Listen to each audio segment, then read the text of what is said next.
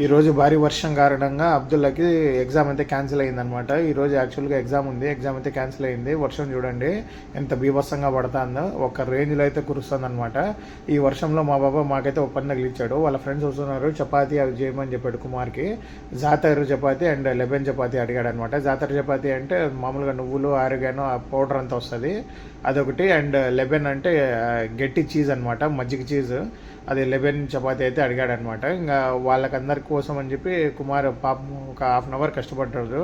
And ఈ వెదర్కి మాకు కూడా ఏదైనా తినాలనిపించి మేమైతే ఆనియన్ పకోడీ అయితే వేసేసుకుంటాం అనమాట.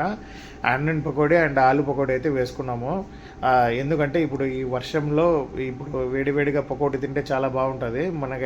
మనకైతే మన ఇండియాలో మనకి ఈ వర్షం పడేటప్పుడు ఈ వేడిగా ఏదైనా తినాలనిపిస్తుంది కదా, ఆ విధంగా ఇక్కడ కూడా మేమైతే ఆనియన్ పకోడీ అండ్ ఆలు పకోడీ అయితే వేసేసుకున్నాము.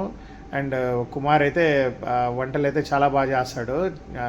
శ్రీలంక నుంచి కాబట్టి మామూలుగా అతను అక్కడ మాస్టర్ అనమాట, హోటల్లో మాస్టర్ అంట ఇంతకుముందు. చాలా బాగా అంటే చాలా బాగా చేస్తాడు వంటలు. ఇంకా మేమైతే రెడీ చేసేసుకొని కూర్చున్నాం అనమాట. మామూలుగా అది సాస్ వస్తుంది కదా, సాస్లో ముంచుకొని తింటుంటే పకోడీ అయితే సూపర్గా ఉంది. ఈ చల్ల క్లైమేట్కి వేడి వేడి బజ్జీలు తింటా అంటే చాలా బాగుంది అనమాట. ఈ వర్షంలో మీరు ఏమి తినడానికి ఇష్టపడతారో కామెంట్ చేయండి. టేక్ కేర్, ఉంటా, బాయ్.